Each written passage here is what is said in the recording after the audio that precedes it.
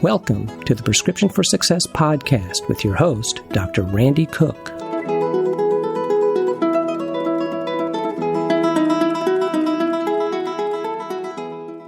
Hello, everyone, and welcome to the Prescription for Success podcast. I'm Dr. Randy Cook, and I'll be your host. Prescription for Success is produced with support from MD Coaches, a professional coaching service empowering physicians and other healthcare professionals to realize a greater potential and to achieve a greater level of satisfaction in their chosen fields. My guest today is Dr. David Sabgir, who is a cardiologist practicing with Mount Carmel St. Anne's Hospital in the Columbus, Ohio area. Dr. Sabgir attended medical school at the Medical College of Ohio in Toledo, graduating in 1997. From there, he went on to complete an internship and residency in internal medicine at Ohio State College of Medicine, which is a division of the Ohio State University in Columbus. He remained at Ohio State to complete a fellowship in cardiology before joining the medical staff at Mount Carmel St. Anne's. After a couple of years in practice, Dr. Sabgir had become gradually more frustrated because of his inability to persuade patients to buy into a more active lifestyle, in spite of evidence that a small increase in physical activity has been proven to improve overall health and reduce mortality from cardiac disease. So, on a whim, he invited his patients to join him on a walk in the park on a Saturday morning in the spring of 2005. To his amazement, over 100 people showed up for what would be the inaugural event for Walk with a Doc. Since then, the organization has grown to more than 500 local chapters, including the United States and several foreign countries. Walk with a Doc will soon celebrate its 15th anniversary, and Dr. Sabgir continues to publish and speak on the benefits of wellness awareness. So now let's hear my interview with Dr. David Sabgir.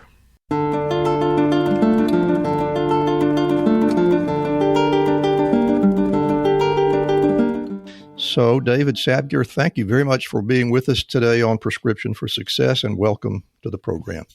Thank you, Randall. Appreciate it. Well, it's really great to have you. And, David, I'd like to begin with, let's just hear a little bit about your beginnings. Looks like you got all of your education in Ohio. Are you an Ohio native? I am an Ohio native. I see. And did your undergraduate work at Miami, Ohio, graduated with a degree in zoology in 1992. And when you started at Miami, was it your intention at that point to go on to medical school, or were you still undecided at that point? How did it come about? It's a good question. Growing up, before I went to Miami, I was always set and determined to go into medicine. I loved it. And I got into Miami, which was remains a fantastic university. And a lot of my friends were in business, and they were going out a lot and having a lot of fun. And I thought that might be the way to go. So I enjoyed myself a little too much my freshman year. And when I went to switch from just a general requirements and declare my major in business, they told me that I needed a 3.2, which I did not have. So I would not be going into business. And so then I went back to my original plan of going for med school, which starting with lower than a 3.2 is not highly recommended either. So I that's kind of when I realized I had to grow up, and ended up doing very well relatively my sophomore and junior and senior year, and then starting a little later than the rest of the kids in pre-med, ended up going, taking a year of post-baccalaureate work at Ohio State, and then going to med school after a year off, or a year of that post-baccalaureate training. I started med school in 1993. Yeah, I've found that that's not an uncommon story. We talk to a lot of doctors, of course, on this program, and there are those that sort of sail right through uneventfully, but a lot of people take a little time to get grounded, and that really is not an unusual story at all. But you mentioned prior to getting into undergraduate school that you kind of thought that you might be interested in medicine back then. So where do you think that interest came from? Did you come from a medical family, or was it just happenstance? My grandfather was a psychiatrist overseas, but he was significantly older, and the two of us never really spoke about medicine. If anything, he discouraged me from thinking about that. But I did have and continue to have a lot of respect for a second cousin who was a cardiologist in Houston, recently retired, and thought the world of him and witnessed him taking care of patients, and realized pretty early on that was probably what I should be doing with my life. Back probably before I was 10 years old, I really respected doctors. I liked to study, and I wanted to help people feel better. I saw that doctors were taking care of people when they were at their most vulnerable, and that's what I wanted to do. Hit that little road bump my freshman year of college, but then fortunately came back to do what I believe I was born to do.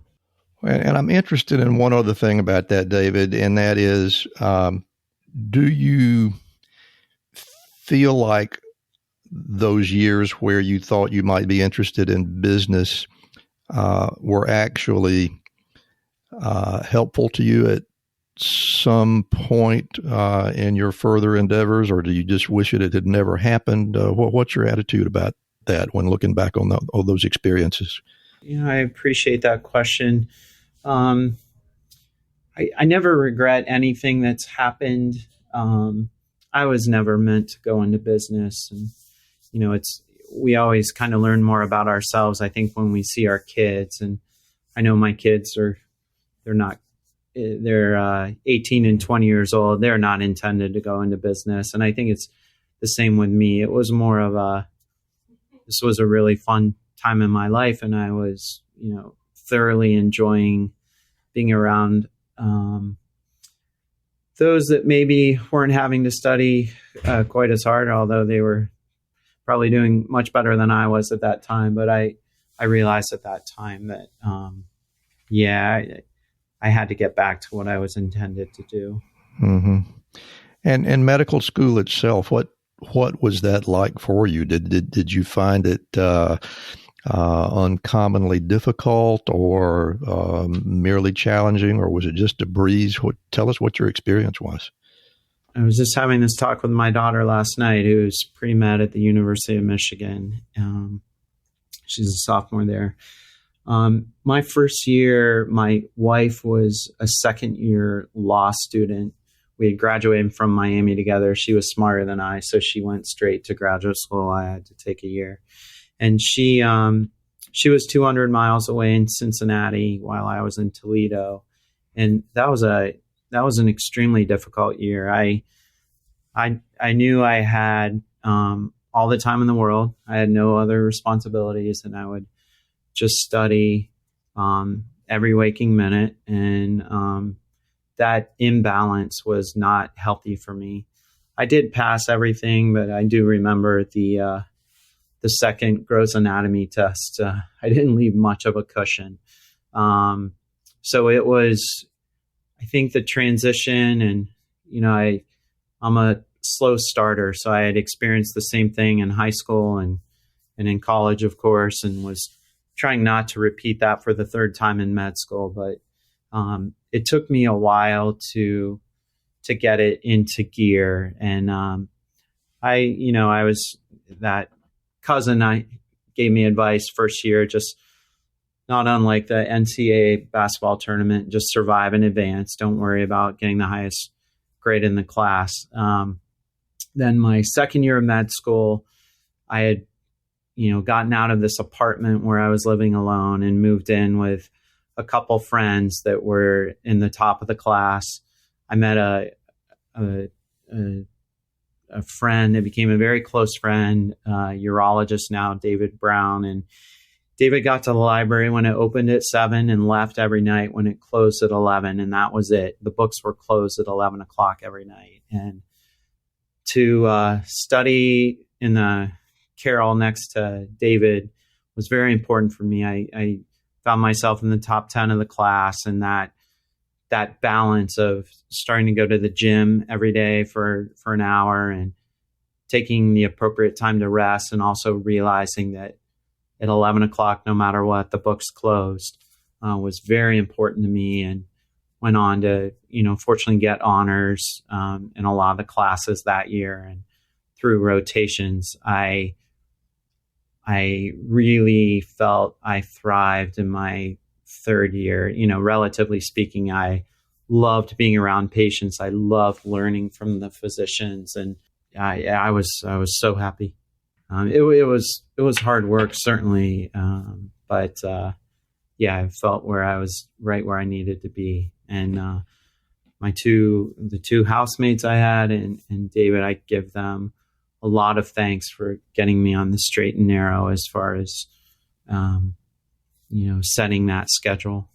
That's a great story, and I hope if we have any medical students or potential medical students that ever listen to this podcast, they pay very careful attention to that, because I think what you've just told us about developing healthy habits, particularly the mental exercises that go along with scholastics, and surrounding yourself with people who want to be exactly where you want to be is among the most important things that you can do for yourself when you're in your development years. And I think that's more or less what you're telling us. If I've got it wrong, be sure and tell me. But it sounds like that's where you were at that time. Is that right?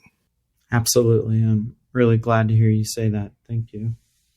The completion of medical school was fairly successful, as you've mentioned. And I'm wondering if, even back then in the medical school days, if you felt like cardiology is where your interest would be, or is that something that came along during your internal medicine training?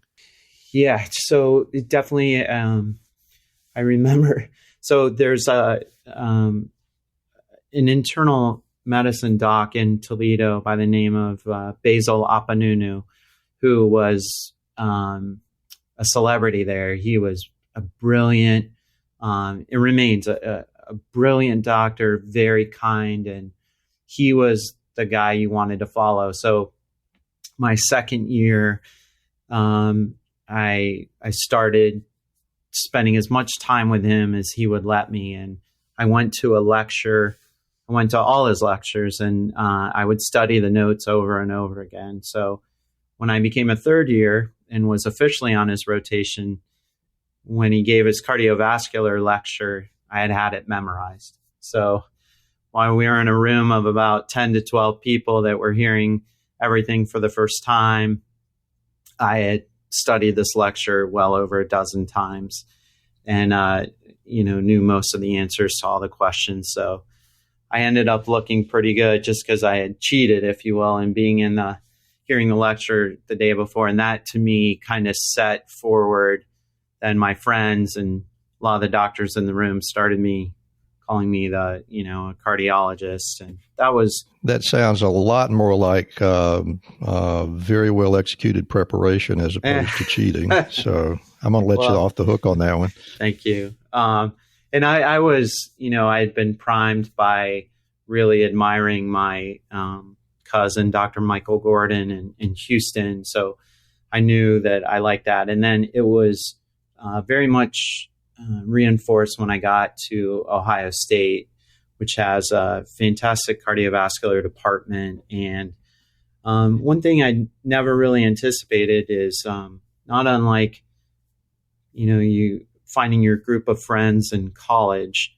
I felt that a lot of the specialties, within medicine, even within medicine, let alone from your radiologists, pathologists, surgeons, there were different personality types within each field. And I really wanted to spend time with a cardiologist. I love the combination of procedures and patient time. And it was just a very natural fit for me. And I was thrilled to be able to get the fellowship at Ohio State. The fellowship ended in 2003, and you found yourself in private practice with Mount Carmel St. Anne's in Westerville.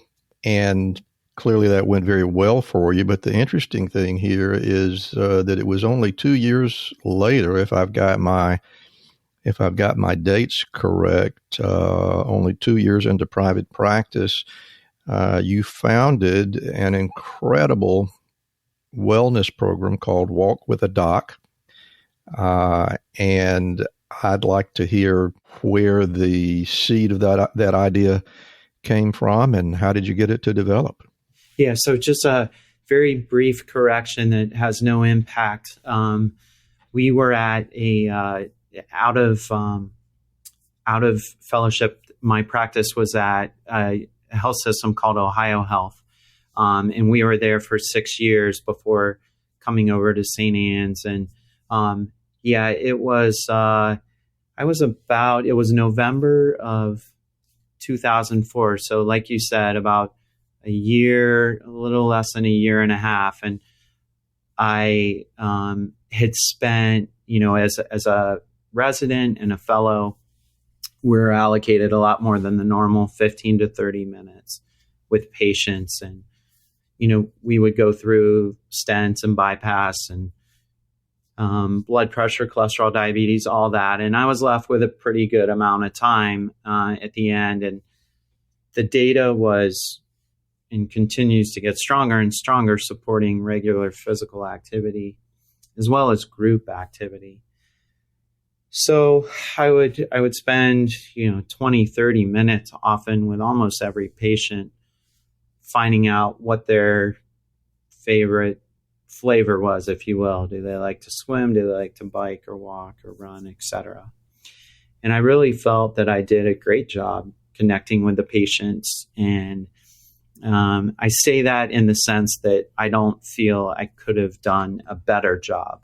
When the patient left, it was, I would often tell my attending, Dr. Megorian, hey, put an asterisk on this chart, because when they come back in 6 months, I think I fixed them. They're going to start being a lot more physically active. That's going to get their weight down and all that. And it turned out that I was very, very unsuccessful at changing their behavior. And I did not see any way to improve the conversations. Again, the patient left motivated to go do it. But then, as we often see with everything, myself included, life gets in the way and you fall back into your regular habits.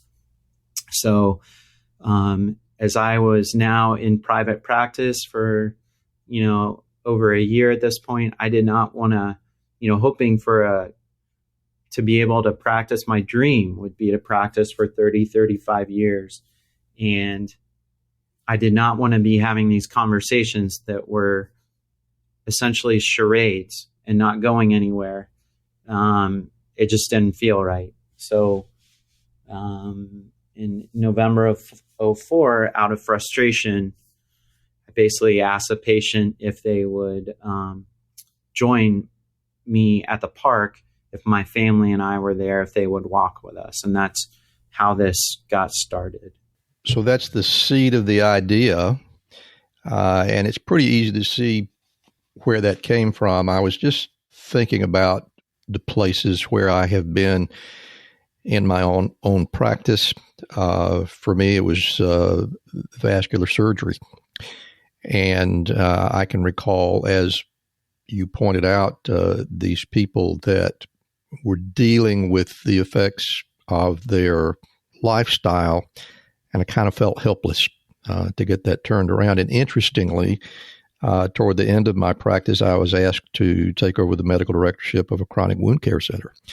And I found that merely by seeing the patients every single week over a period of 3 or 4 months, I could make a great big difference. So just increasing the amount of contact. And it sounds like that's kind of where you're headed with this. But so what you're talking about right now is a relatively small number of people that you're having an effect on, but this thing really turned into something huge, didn't it? We're getting there. I want to be at 5,000 chapters. We're at 525. But our team amazes me every day with what they can do. And we're definitely on the right path. So what's the number of chapters right now? We're at 525 chapters. 525, and it's I know the last I looked, it was 48 states and 31 countries. I was actually surprised. My base of operation is actually in southeastern Alabama, which is a very rural area, and you actually have a chapter in Headland, Alabama, which is way down in the southeastern corner of Alabama, and a truly rural area near the border of Florida. And I was shocked that you're having that kind of reach. So, in spite of the fact that you feel you're 1,000 times less successful than you would like to be, tell me a little bit about how you got to the numbers of chapters that you have. Yeah, I could talk your ear off. So that's due to the incredible healthcare workers around the country, and now we're seeing around the world, people who want to make a difference.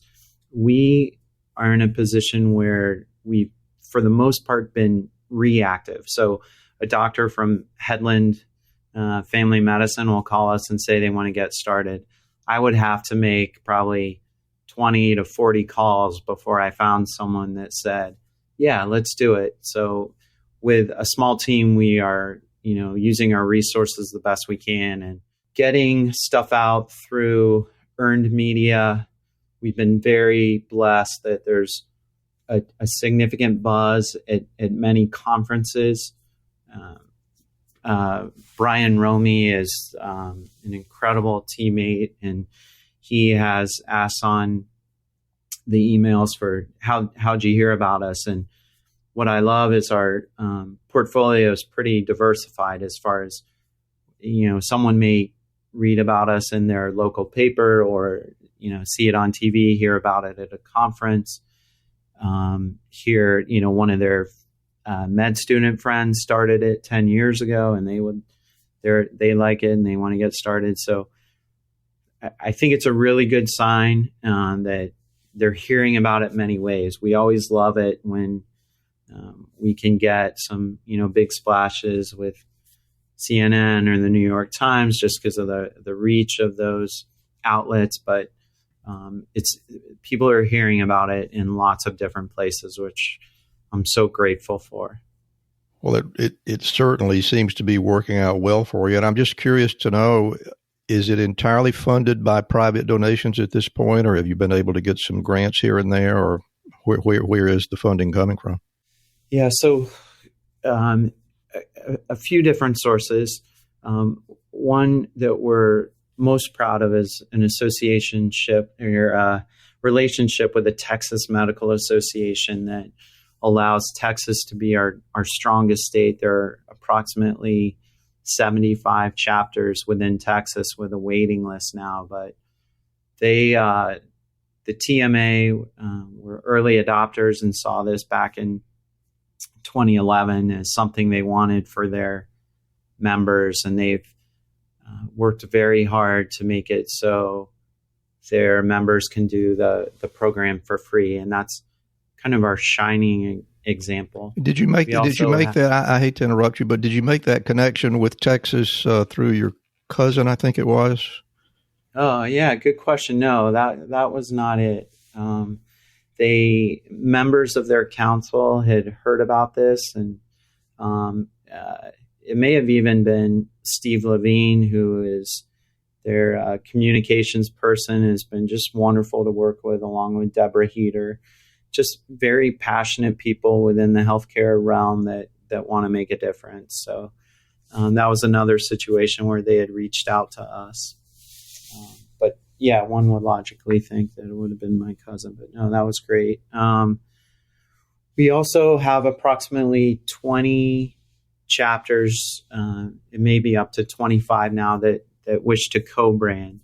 And that's our way of helping keep the lights on. So if hospital system XYZ wants to be on the shirt and the pedometers and banners with Walk with a Doc, there's an annual fee, and that allows us to keep moving forward. And then we also, we found that the shirts are extremely popular, as well as some of the other merchandise. And we've kept those prices very low, because I've always felt that the more thousands of people we can have walking around with Walk with a Doc shirts on, the more we can get free advertisement and things like that. So we sell thousands and thousands of shirts, which is great, and certainly helps the cause.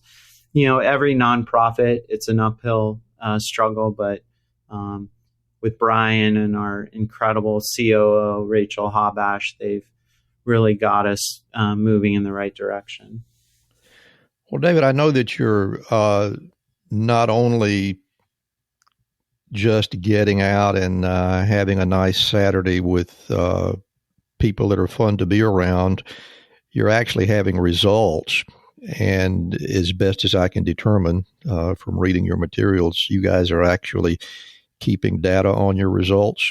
Can you share some of that with us, just to let everybody know that it does make a difference? Sure. So we were very fortunate to be to collaborate with the Robert Wood Johnson Foundation, and they gave us enough funding where we could do a pilot study with a group called Lime Tree, who did a lot of the research on. We had 3 pilot sites in Austin, Texas, and 3 pilot sites in Columbus, Ohio, and it was. We have not focused on biometrics, and we've been very fortunate to go down to Atlanta and meet with the CDC and talk with their team. And, it may be selective hearing, but what I've taken away from those talks is that really the focus, the studies have been done on the biometrics, and we know what physical activity can do.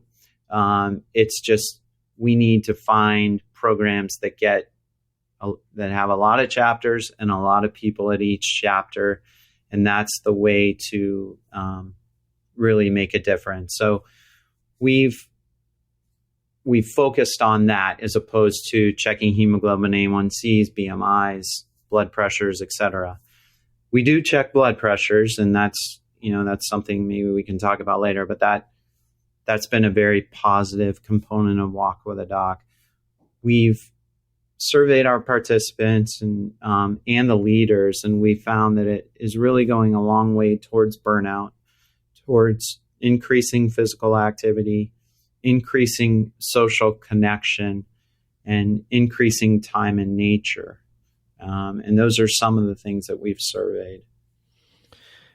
Well, considering the numbers of chapters that you have and the nationwide and in fact the international reach, I think that what you have out there is a study population that could be utilized by people that are interested in doing clinical research in various geographic areas. Have you ever given any thought to that at all, or has anybody discussed that with you? It sounds like a brilliant idea, if I do say so myself. You're exactly right. So we are waiting on, we've had some passes at people saying, I want to do a NIH proposal and things like that.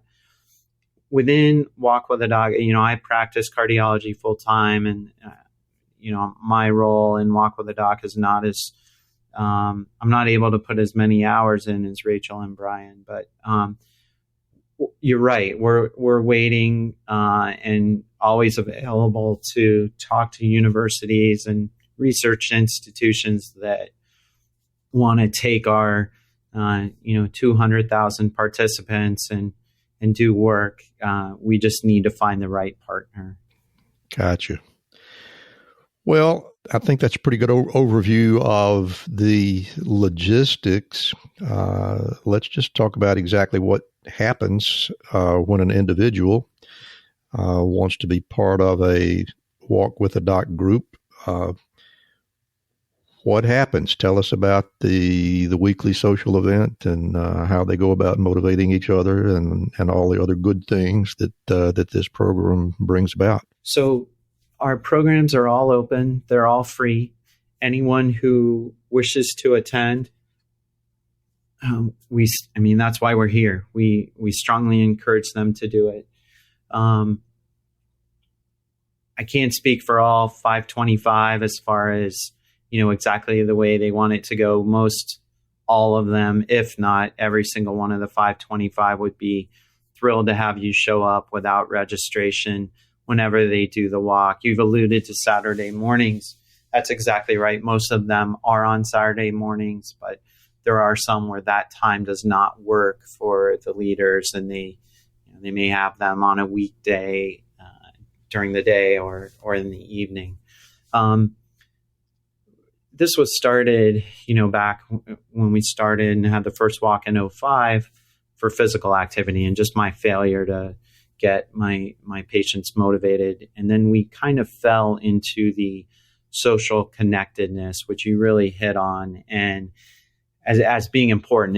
It's critically important. And while we know that physical activity can increase your life, if you can get the 150 minutes of moderate physical activity a week, you'll increase your life by 6 years, is what the data shows. And, my gut is that it might even be longer. And more importantly, arguably, the quality of life is going to go up for much longer than 6 years. But so we started for that, but then we fell into the social connection and realized how critical that is. You certainly know that, Randall, as a physician, that, group activities that's always been a health determinant. So we're realizing that it may be the doc that gets the participant out to the park. Often it's other things, but it's often Billy talking to Michael when he's at the walk and realizing that that social connection is what keeps people coming back. And that is a critical component to it. Well, David, it really is a brilliant idea, and I am delighted to see the kind of success that you've had, and I have no doubt that you'll have those 5,000 chapters in no time. I really appreciate you sharing your story with us today, but at this point, I'd like to move along to what I have to say is my favorite part of the program, and that's where we get to hear you share your prescription for success. So I'm going to back out for a moment, and Dr. David Sabgir will share with us his personal prescription for success. Thank you. There's 5 things that I've learned along the way that, as I've thought about your great question. The first is that there's no script. I spent 11 years after college becoming a cardiologist, and while my friends were getting MBAs or MPHs, and as I entered the nonprofit world, I banged my head against the wall for quite a while, and I figured that there was an algorithm out there, and I just needed to figure it out. And it turns out, at least my experience over the last 14 years, is to really trust your gut, that there's no set algorithm, and just make a decision. You're going to make a lot of wrong decisions, but just make a decision, move forward, and it may cause you to shift direction. Another thing I've learned is that not everyone shares my dream. And as you've heard me talking here today, I don't know if it's come out, but I am obsessed with Walk with a Doc and its progress, and realizing that this is something I want to grow into something very big with our team. And I've come across countless people over the years that I have probably been very annoying as I've talked about this, seeing this as an answer to, not the entire answer, of course, to a lot of our healthcare woes right now, but definitely a big part of it. And, it's not always been met with the enthusiasm that I would have hoped. And I've realized that that's not fair to the people I've been talking to. This is not their dream. This is my dream. And I need to, save those discussions for the many that share this passion of increasing physical activity and social connectedness and being in nature, and not get down on myself that, if I'm not getting the response back that I expected. I also, I spent a lot of years legitimately worried that I was quote unquote crazy for doing this, and the whole concept of being a social entrepreneur. There were a lot of weird looks I was getting, and a lot of times where I felt like, I was not doing the right thing, and maybe I was experiencing some mental illness, to be honest. And it took a while. And,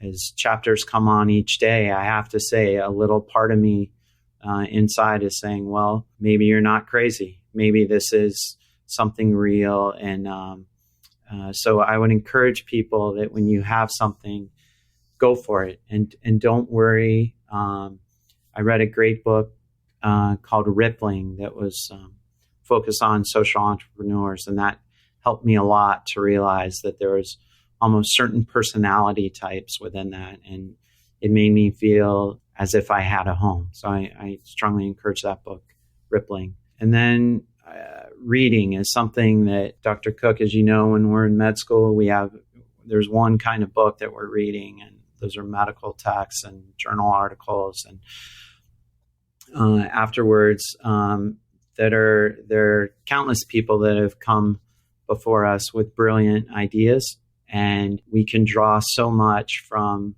reading and learning from their experiences and how they brought their experiences to light, and using their wisdom to allow our ideas to soar even higher, I believe is really important. The final thing I've learned, which I'm not sure how well it fits here, is the deal is never done until the ink is dry. Our team has been blessed to have been told countless times how wonderful and how important this idea is and how much they love it. And, as we talk to prospective partners and sponsors, they'll say they're 100% in. And I'm realizing, most of those never come to fruition, which is still surprising to this day. But to me, if I have one word that is, when I give talks or meet with younger people, it's persistence. That you just have to keep driving those legs until you break through the line. It's persistence is by far the most important quality that we need. I think patience is built into that word, and we just need to have faith in what you want to achieve, and every day wake up going after it. And again, trusting your gut that what you see and what you believe is the right thing, and you may be ahead of your time with that. And those are my 5 things. Well, David, that is really some profound advice, not just for improving your cardiovascular health, but for life in general, I think. And I really appreciate you sharing that with us and taking the time to spend with us to tell your story. I know you're a very busy guy like most doctors, and it has really been a pleasure to have you here. Before we go, I do want to give you an opportunity to let people know where they can find you. I'm sure you've got some contact information for Walk with a Doc, websites, web addresses, Facebook pages, anything that you want to have us add to the list. Please go ahead and share. Thanks so much, Randall. It's been a pleasure and an honor to speak with you. Our website is walkwithadoc.org, and you can get a hold of any of us at contact@walkwithadoc.org. Also, David at walkwithadoc.org. Our phone number is 614-714-0407. We are based in Columbus, Ohio, but we have teammates around the country, and we would love to connect and help you help your patients, but also help yourselves as physicians. This is, we all know the burnout rate is way too high, and this has helped me personally go a very long ways in avoiding that. So we would love to see if we can help you in your efforts. Well, Dr. David Sabgir, it has truly been a pleasure talking with you today. And again, thank you so much for being here. I look forward to hearing back from you about how many new likes and follows that you get on your media. And we hope that Prescription for Success will help you get toward that 5,000 chapters. That is your dream, and it is a very worthy dream. So thank you again for being here. Thank you very much, Randall. The pleasure's been mine.